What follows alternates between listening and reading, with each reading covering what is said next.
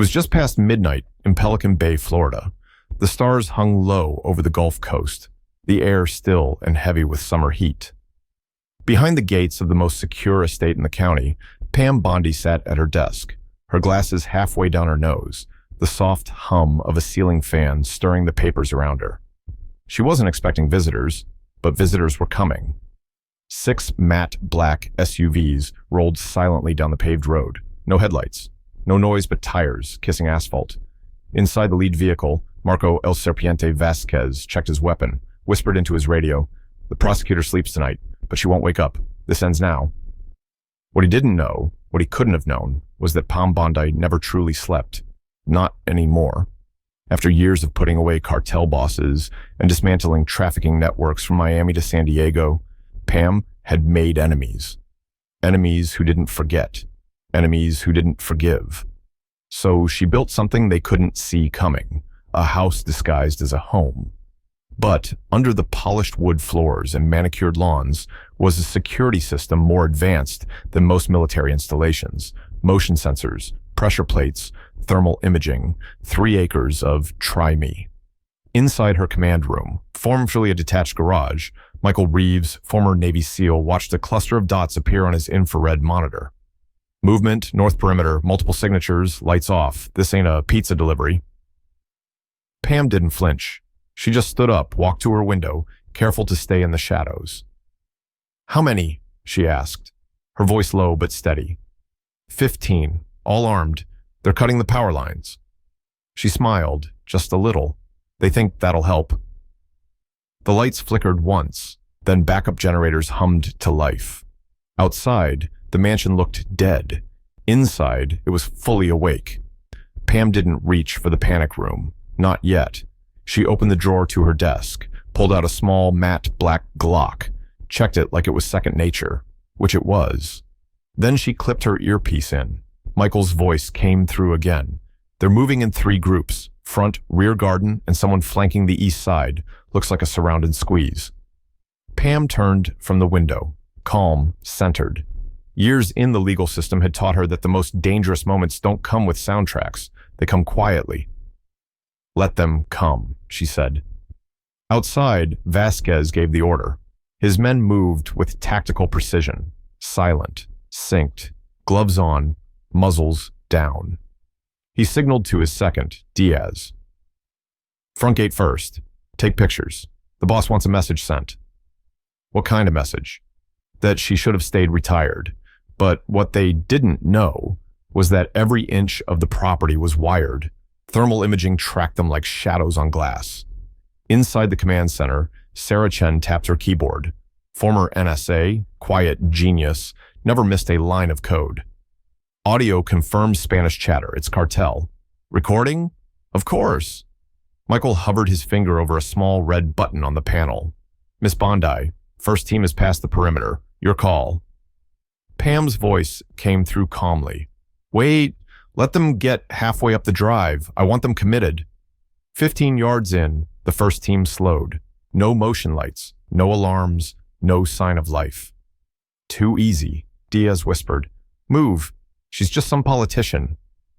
When they reached the midway point, Pam said it like a cue in a movie. "Now." Michael pressed the button. With a hiss and a roar, the underground system fired to life. Sprinklers popped up, but instead of water, they sprayed a fine mist of oil-based irritant. It hit their skin, eyes, throats. Not deadly, but blinding, burning, disorienting. They dropped like bowling pins, guns dropped, screams muffled by masks, and then floodlights. LEDs exploded across the driveway like it was high noon. Panic set in. Meanwhile, Team 2 reached the rear garden, creeping along the hedges, eyes scanning the house.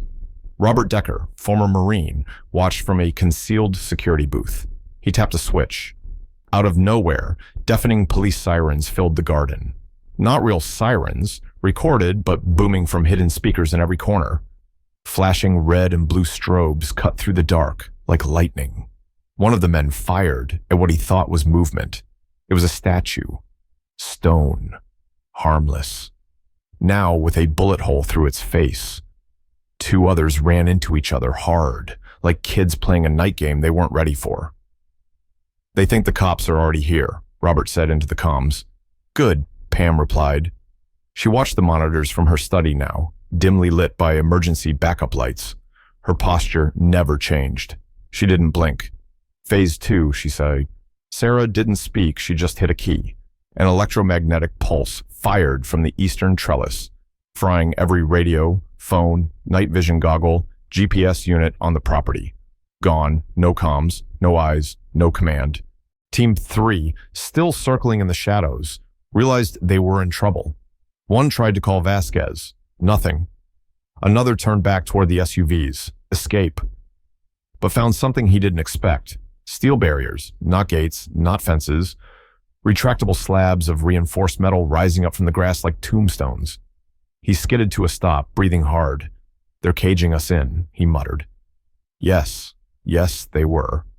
Inside, Pam finally stood and moved calmly toward the panic room.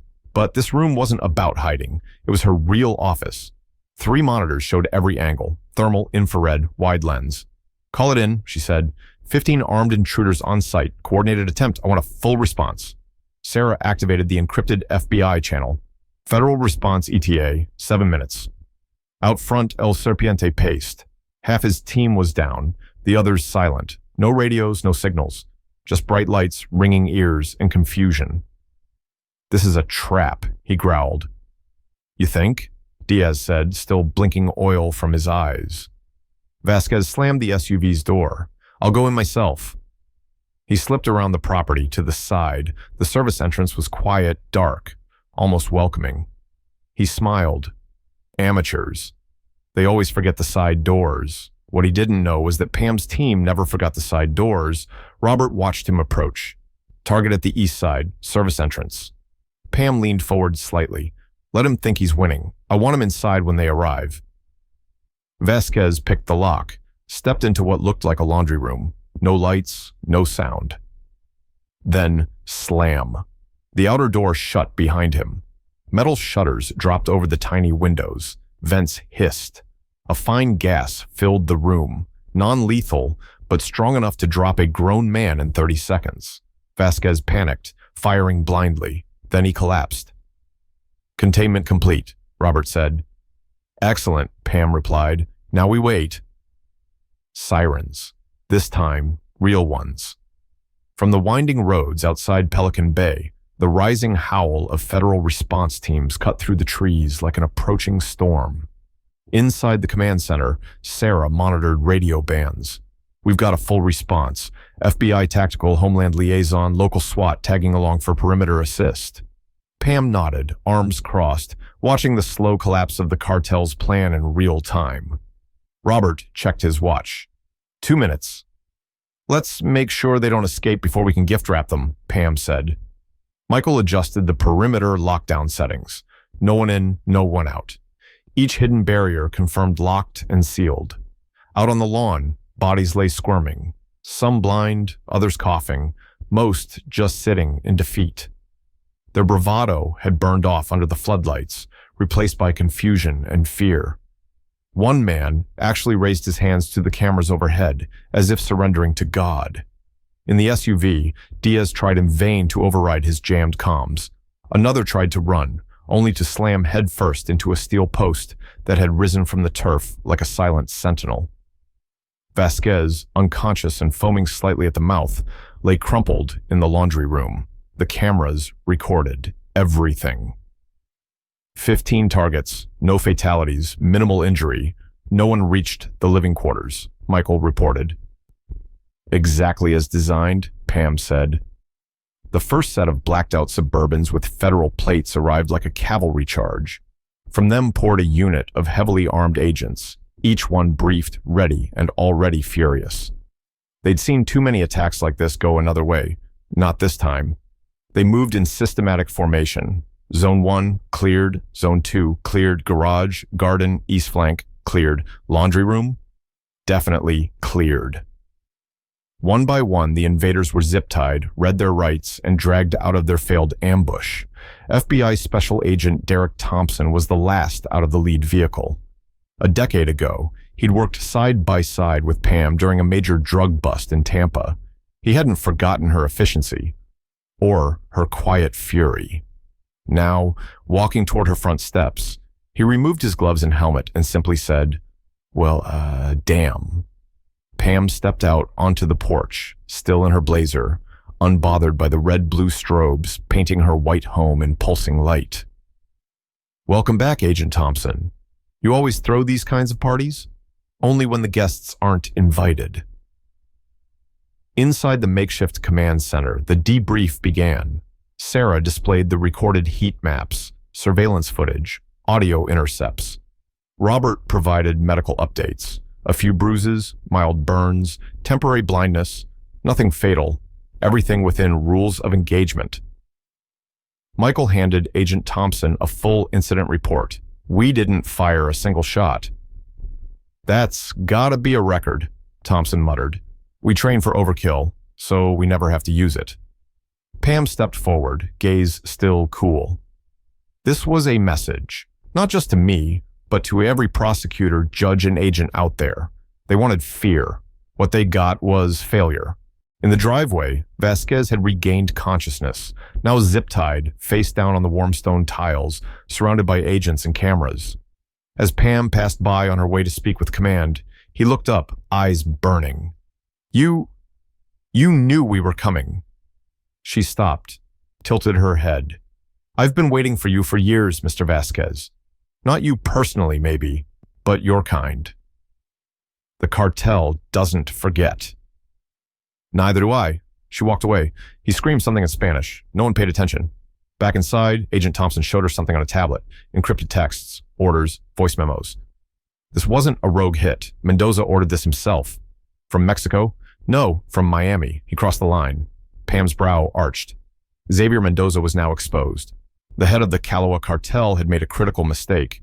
He tried to erase a public figure on U.S. soil with a trail of digital breadcrumbs. "That gives us enough for a federal operation." "It gives you enough for a war," Pam said. As dawn broke, the federal transports carried away 15 captured operators. Media helicopters buzzed in the distance, circling like vultures. But what they were about to broadcast wasn't carnage. It was control. Pam Bondi's mansion, formerly just a symbol of a retired prosecutor's life, had become something else, an icon of tactical brilliance. From the terrace, coffee in hand, Pam watched them go. Robert joined her. "They came here thinking you'd be scared." "I was never scared," she said. "They're going to talk about this for years." "Let them. That's the point." Below, the last van pulled away. The story wasn't over. It was only beginning. By midday, the scene at Pelican Bay looked more like a film set than a federal operation. News vans lined the road outside the gates. Camera crews, reporters, drones, all angling for a shot of the mansion that turned into a fortress overnight. Inside, the tone was different. FBI analistas moved through rooms, tagging hardware, interviewing staff, downloading footage from Sarah's servers. Everything was evidence now. The DOJ wanted a full timeline, down to the minute. Pam sat in the kitchen, sipping the same coffee she'd poured before everything began. Her calm was unnerving, even to the agents around her. She looked at Agent Thompson across the marble counter. "They really thought this was going to work. They underestimated you. They always do." Later that afternoon, back at the Jacksonville field office, a sealed conference room filled with federal eyes. DOJ, DEA, DHS, FBI, even the U.S. Marshals. A joint task force review had been called. Emergency clearance. All eyes turned to one screen.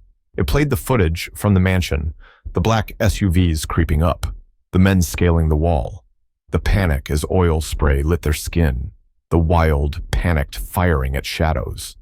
Vasquez on camera, crawling into a laundry room, gas falling like fog. No one said a word until the lights came up. "We have more than just a home invasion," Thompson said. "We have cartel command coordination, proof of Mendoza's directive, communications routed through U.S. cell networks." "That's domestic terrorism," another agent muttered. "That's a declaration," someone else added. The decision was unanimous. The DOJ authorized immediate action. Warrants, raids, digital seizures, surveillance expansion, all connected to the Kaloa cartel, all linked directly to Mendoza, and for Pam Bondi, it wasn't over. At 6:40 p.m., her secure line rang. "It's the director. Put him through," she listened. She nodded. "Yes, sir, I understand. I'll speak." The next morning, Washington, D.C. The press room at the Department of Justice buzzed with tension. It had been less than 36 hours since the failed raid, but word had spread like fire. Pam Bondi, in a dark navy suit, stood at the podium. Behind her, the FBI director, the Secretary of Homeland Security, the DEA chief. Cameras flashed. She adjusted the microphone. "This was not just an attack on my home. It was an attack on every American who believes in law and order." She paused, looked up.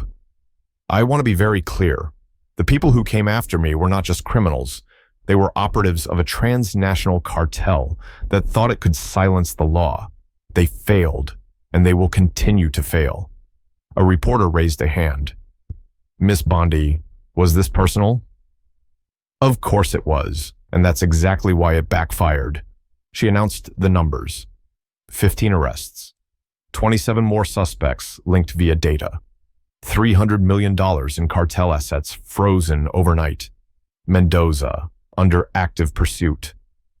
And then she said something unexpected. "I won't be disappearing. I won't be hiding. If they think they can intimidate someone like me into silence, they've clearly forgotten who they're dealing with. And they should know, I'm not alone." She stepped back. The room exploded in questions. She didn't answer them. She didn't have to. By the following week, the heat reached Mexico City. Mendoza had been laying low, first in Cancun, then deeper inland. Word of the failed Florida operation had spread quickly through the Kaloa ranks. Morale plummeted. Trust evaporated. Territories once loyal now questioned his judgment. He made one call, just one, to a burner phone in the States. It was traced in under 6 minutes. Back in Washington, Pam was in a closed-door strategy meeting with Homeland Security and DOJ leadership. No press, no cameras, just war maps, satellite feeds, phone intercepts. Thompson briefed her personally. "We've got the building. A villa outside Guadalajara. Walls, armed guards, rotating vehicles. Looks like Mendoza hasn't moved since day 3. And the Mexicans? Their new administration's cooperative, but they want this clean. No headlines, no sovereignty dramas." "He came into our country and tried to kill a former attorney general," Pam said, voice steady. "We're past diplomacy." They all knew she was right. 3 days later, just before dawn, a joint task force moved in. U.S. Marshals, DEA intel, and elite Mexican federal police. It was surgical. 4 minutes in, Mendoza's men were down. 5 minutes in, he was in custody. No shots fired. Barefoot, still half asleep, he tried to grab a phone from under his pillow. It had already been disabled. "Hands where I can see them. You have no right." "Actually," the officer cut him off, "we have every right." The news hit the U.S. like a lightning bolt. Cartel kingpin behind failed U.S. raid captured alive social media, flooded with images of the once untouchable Mendoza in handcuffs, slouched in the back of an armored SUV. In Florida, Pam watched it all unfold on a secure tablet. She didn't smile, but Robert did. "They got him." "They needed to," she replied. "You're officially the cartel's worst PR nightmare." "Good." That afternoon, Agent Thompson arrived back at the mansion. No press, just a quiet conversation on the back patio. He slid a thick file across the table. "This is the fallout," he said. 27 arrests in the States, all connected to Mendoza's network, 4 more in Guatemala, 8 pending in Colombia. Some of these guys have been ghosts for years, until now. Pam leafed through the pages. Faces, names, aliases. Some she recognized from old case files. Others were new, but all of them had one thing in common. They thought she wouldn't fight back. The next week, the Senate Judiciary Committee called Pam to testify. Not about the attack, about the system. They wanted to know how she had prepared, how she had built a personal security network better than most federal installations. She told them the truth. I didn't do it because I'm paranoid. I did it because I know what happens when you believe it won't happen to you. They don't target you for who you are. They target you for what you've done. And if they're willing to come for me, a former AG, in a private community in the middle of the night, they'll go after anyone. Senators nodded, quietly, thoughtfully. Some made notes. Others simply stared.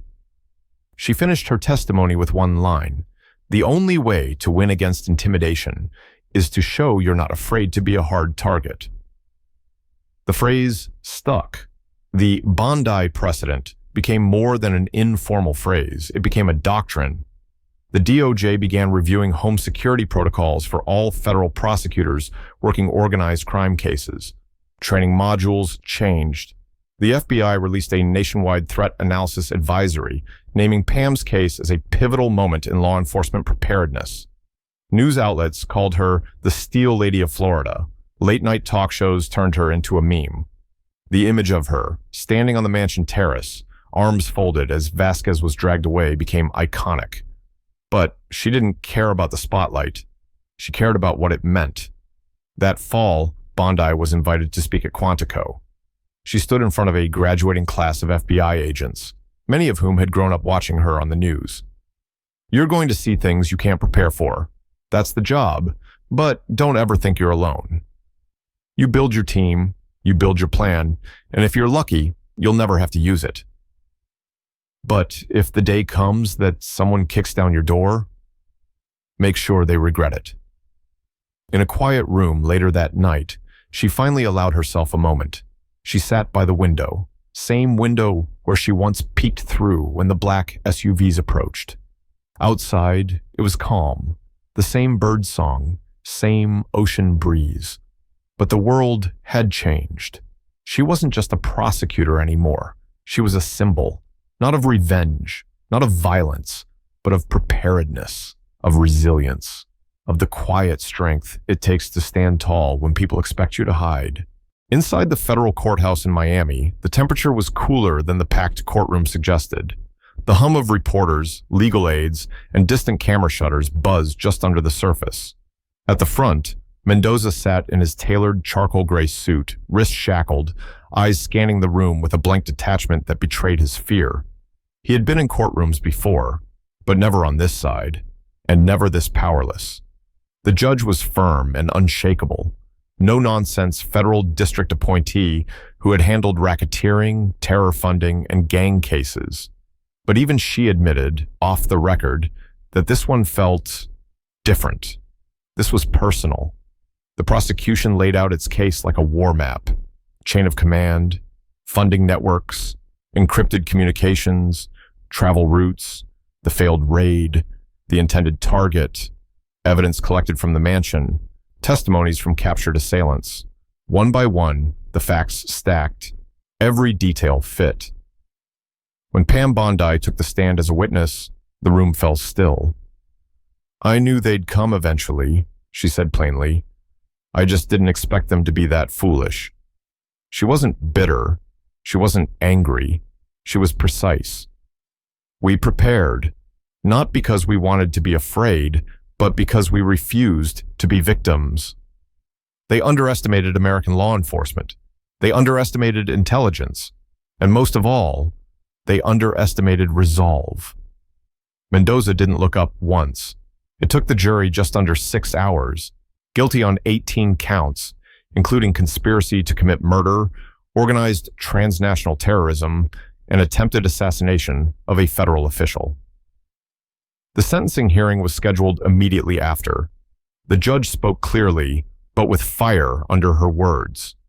"You tried to export fear into our system. You tried to use violence as a message, but your message failed, and instead, the world saw your weakness." She sentenced him to 5 consecutive life terms to be served in solitary protective custody with no possibility of parole. Mendoza blinked, but nothing else. The cameras caught Pam walking out of the courthouse a few minutes later. She didn't wave. She didn't stop for interviews, just a simple nod to the agents nearby. It was over. But the ripple effect wasn't. Cartel leadership in Mexico fractured almost overnight. The Kaloa name, once feared, was now synonymous with failure. Rival groups moved on their territories like vultures, but the Mexican government, pressured by U.S. cooperation, acted faster than anyone predicted. More than 24 lieutenants across Latin America were arrested in the next 30 days, all connected through what authorities called the Bondi Files, classified intelligence and surveillance evidence gathered after the failed Florida raid. And through it all, Pam said nothing publicly. She didn't need to. One afternoon, nearly 6 months later, she received a letter, handwritten, sent through official DOJ channels from a federal prosecutor in Chicago. "I just wanted to thank you," it read. "We've been fighting these guys for years, and after what you did, something changed. They're scared now, they hesitate. That used to be us, not anymore." It wasn't the only letter. Dozens followed, some from judges, others from young agents who had studied her case at the academy, one from a mother whose daughter had worked for the DEA and said watching Pam's story gave her confidence to keep going. Pam framed 3 of the letters. They hung on the wall in her office, above the same desk where she'd loaded that little handgun the night of the attack. Later that year, she was invited to the White House, not as a honoree, not as a guest, but as an advisor. The administration had started a new federal initiative to assess physical and digital security for public officials. They wanted her help designing a model. She agreed on one condition. It's not about weapons. It's not about building bunkers. It's about mindset. Train people to think like targets, and they'll learn how to stop being one. By the first anniversary of the attack, the Bondi Doctrine had been adopted by over 20 states. District attorneys and state AGs began receiving tactical defense briefings. Federal grants were redirected to security systems for law offices and courthouses. The cartel tactic of threatening legal officials had taken a fatal blow, and it all started with one failed midnight assault on the wrong person. One final image captured national attention. It came from a drone shot, leaked from an internal DHS document, but quickly shared across news sites and social media. The image showed the Pelican Bay mansion from above. Perfect symmetry, lush lawns, reinforced gates, and Pam standing alone at the front of the driveway, a small figure against a massive estate. But it wasn't the size of the house people focused on. It was her posture. No guards, no media, just a woman who had faced death and didn't blink. The caption wrote itself. They came to kill her. She showed them how justice survives.